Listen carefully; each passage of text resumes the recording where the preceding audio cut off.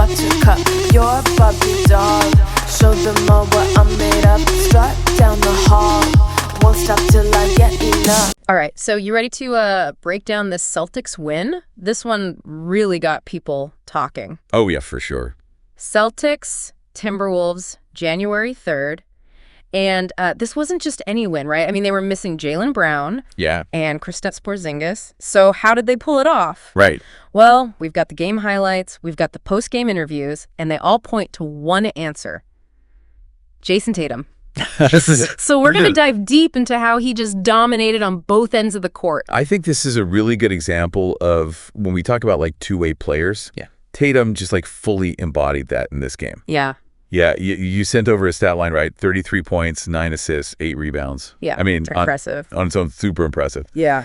But I think what the sources really show is how he got those numbers. Yeah, I noticed the game highlights especially, they really focused on that third quarter. Yeah. Can you like unpack that for us a little bit? Totally. So it looks like the Timberwolves, they made some adjustments at halftime, right? Yeah. They were clearly trying to slow him down. Yep. Tatum only had 11 points at that point. Yeah. But then third quarter happens. Yeah.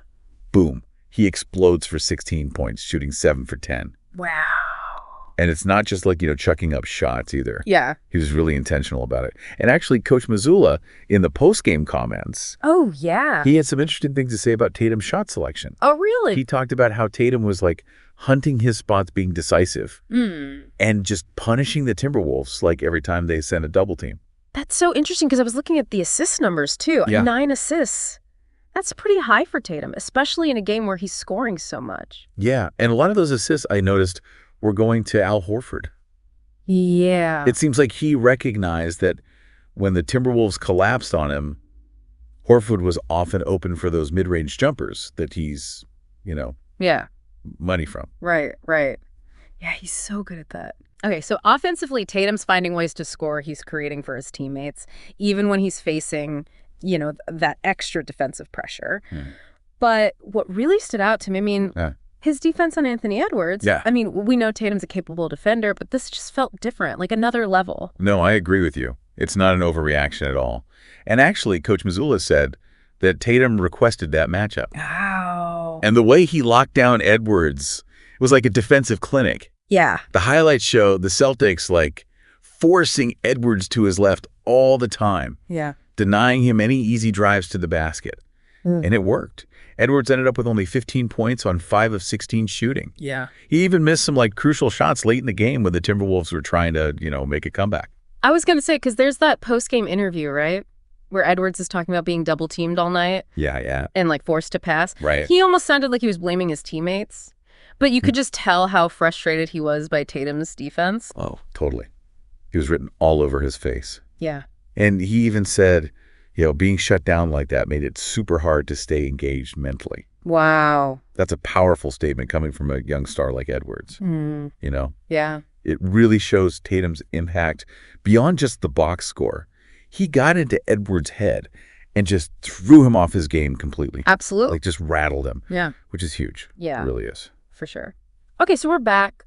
We're continuing this deep dive into this amazing performance by Jayson Tatum against the Timberwolves. And I know everyone's talking about his defense on Edwards. Right. But let's not forget the Celtics were still missing 2 key players in this game. Yeah. I mean, did their absence maybe actually help Tatum shine even brighter? That's a really interesting point. Yeah. And it's something that really stood out to me from looking at all these sources.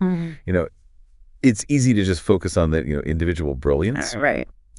But this game, it really reveals a lot about Tatum's leadership and his impact on his teammates. Okay, yeah, let's break that down for me. How does this game show him as a leader? Well, think about it. With Brown and Porzingis out, Tatum knew he had to step up. Yeah. But it wasn't just about him scoring more, Right. The highlights show him constantly communicating with his teammates, directing traffic on both ends of the court. Yeah. Even Coach Mazzulla, he praised Tatum's leadership in his post-game interview. Oh, really? He talked about how Tatum just kept everyone focused and motivated, even with those guys missing. And it wasn't just talk either, right? Other players really stepped up big time in this game. Exactly. You sent over Derek White's stats. Yeah. And those are really telling. 26 points, 13 of those coming in the fourth quarter when the game was on the line. Wow. And let's not forget Sam Hauser starting in place of Brown, putting up a solid 15 points. Yeah. I mean, those guys might not have even had those opportunities if Brown and Porzingis were playing. So maybe Tatum being so dominant actually created more space for his teammates to shine? I think so.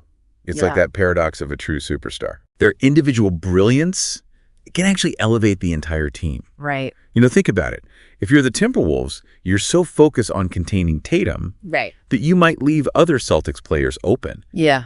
And Tatum, he's such a savvy playmaker, he's going to find those open guys. Right.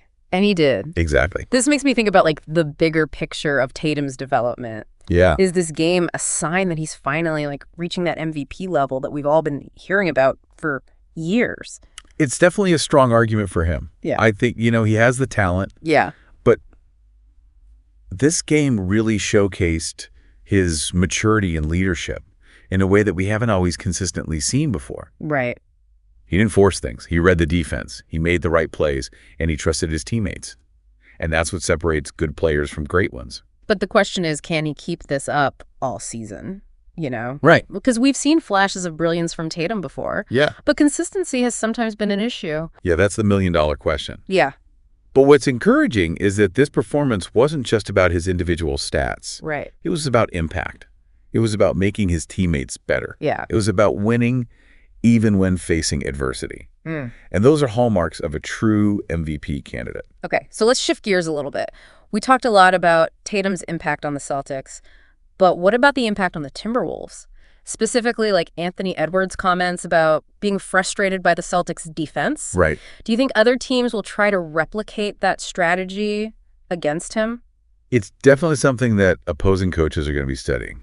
Yeah. We saw how effective it was to force Edwards to his left and deny him those driving lanes. Yeah. It really disrupted his rhythm and took him out of his comfort zone. But Edwards is a talented scorer, though. Oh, for sure. Like, surely he'll adjust and find ways to counter that strategy. Well, of course. He's not going to just, give up. Right.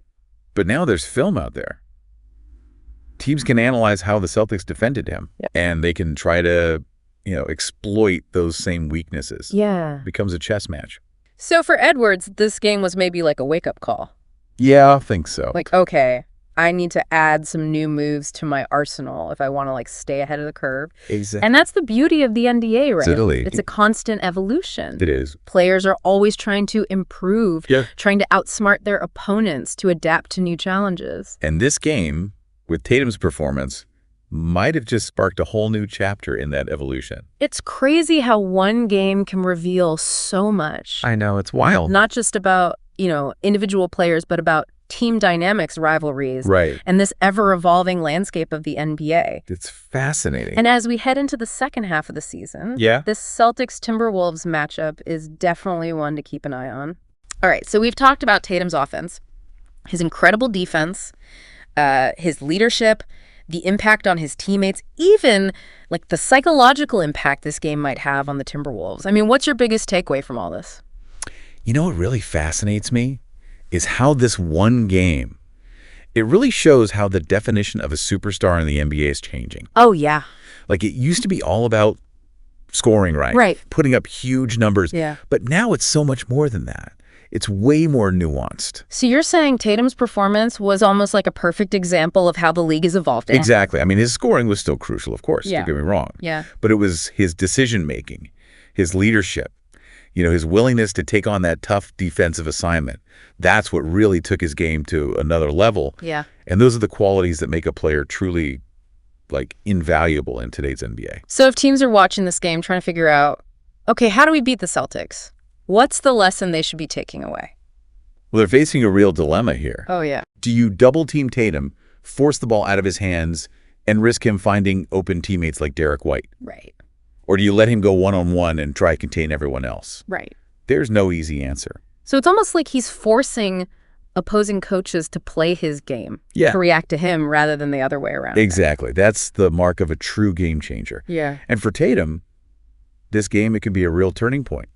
It's a glimpse into the kind of player he can be, like a dominant force on both ends of the court, a leader who elevates his teammates, Yeah. a strategic mastermind who just controls the whole flow of the game. That's an exciting thought for Celtics fans. Oh, yeah, And probably a pretty scary one for everyone else. for sure. Any final thoughts for our listeners before we wrap up? Here's something to think about. We saw how frustrated Edwards was with the Celtics defense. Yeah. But if Tatum keeps playing defense at this level, how will other teams adapt? Will they try to exploit him on offense, try to wear him down physically, maybe even try to get in his head mentally? Yeah. I mean, the chess match has just begun. Yeah, great point. It'll be really interesting to see how Tatum responds to those challenges and how the rest of the league adjusts to his evolution. Absolutely. This Celtics season just got a whole lot more interesting. Yeah, it did. All right, well, that's going to do it for this deep dive. I really appreciate you breaking all this down with me. Always a pleasure. Until next time. Sound the alarm. I'm coming up. We'll have a ball. I'm sweet like a buttercup. You're a Barbie doll. Show them all what I'm made of. Strut